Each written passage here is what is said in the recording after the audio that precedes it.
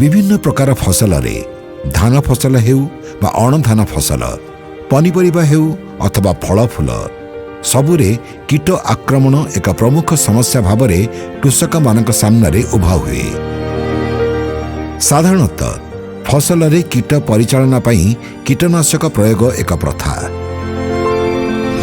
कीटनाशक गुड़िक विषाक्त होइथिबारु फसल को विष दाउरु रक्षा करिया पई विभिन्न प्रकार थोप और जंतार व्यवहार द्वारा कीट परिचालना करा जाई पारुछि।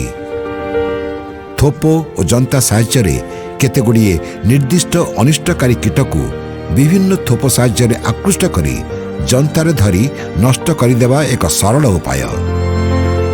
विभिन्न थोप और जंता गुड़िक मध्य रही हलदिया अठायुक्त जंता, नील अठायुक्त जंता, आलोक जंता, फेरोमोन जंता एवं फलमाछी जंता।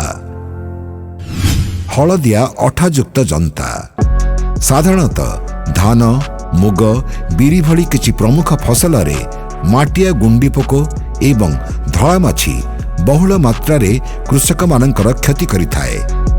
एई अनिष्टकारी कीटगुड़िक हलदिया रंग प्रति आकृष्ट होइथांती।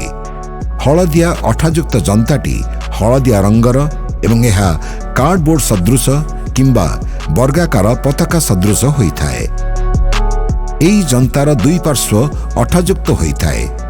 एई हलदिया अठायुक्त जंता गुड़िकु धान अथवा मुग बिरी क्षेत्र टांगी देले माटिया गुंडी पोक एवं धଳାमाछी हलदिया रंगर आकर्षण रे आसी सेतरे बसंती और अठारे लागि जाई मरंती। हलदिया अठायुक्त जंतारे माटिया गुंडी पोक एवं धଳାमाछी को सहजरे नियंत्रण करा जाई पारे।